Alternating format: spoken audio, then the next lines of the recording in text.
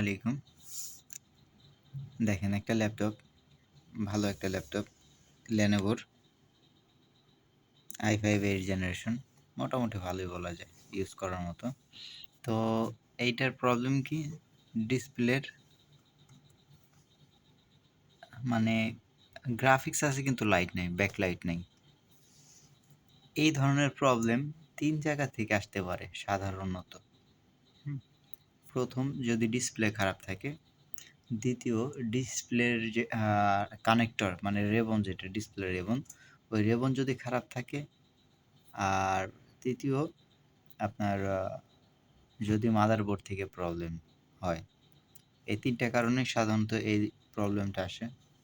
তো আমার এই ল্যাপটপটা আপনার ডিসপ্লে চেঞ্জ করে দেখা হয়েছিল, সেম প্রবলেম।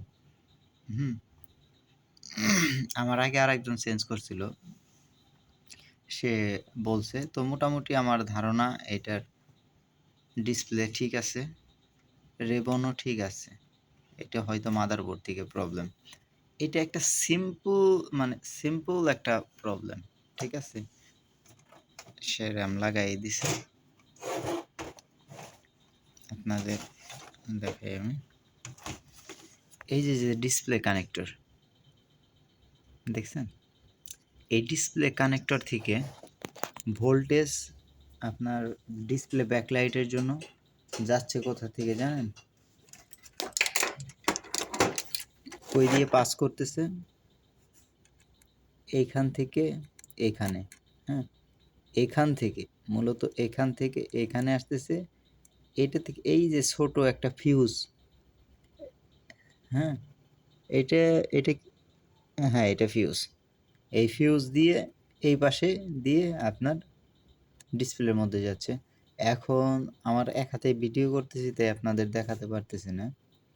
এই জায়গা ভোল্টেজ আছে, এই জায়গাও ভোল্টেজ আছে, এই জায়গাও আছে, কিন্তু এই জায়গা ভোল্টেজ নাই। তার মানে কি? মানে এই ফিউজটা প্রবলেম, এই ফিউজটা নষ্ট হয়ে গেছে। তো এখন যদি আমি আগে চেক করে নিয়েছি, তাই আপনাদের বলতেছি। এখন যদি এই ফিউজের বদলে আমি যদি 2টা কানেকশন শর্ট করে দিই, তাহলে ব্যাকলাইট ঠিক হয়ে যাবে। আচ্ছা, আমি আপনাদেরকে মানে শর্ট করেই দেখাই।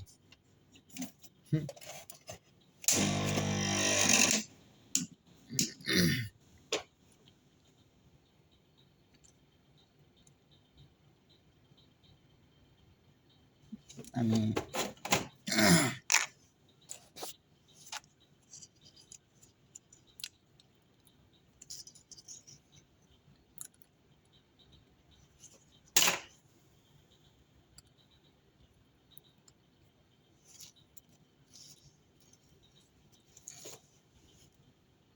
আচ্ছা, যাই হোক, আমি এক হাত দিয়ে ভিডিও করতেছি, একটু ভিডিও পজ করে আমি শোল্ডার করে ফেলি।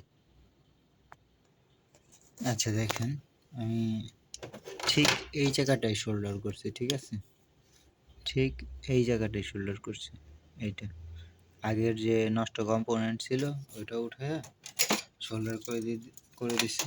দেন ব্যাটারি কানেকশনটা দিই। এখন ল্যাপটপটা চেক করি। Okay, finish. দেন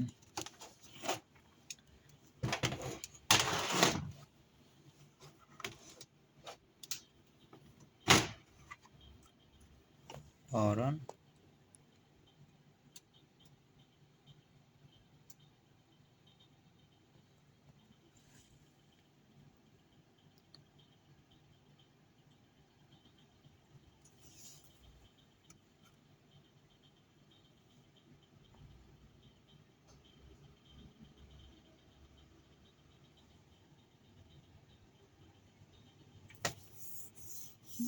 এখন কোনো গ্রাফিক্সই নাই।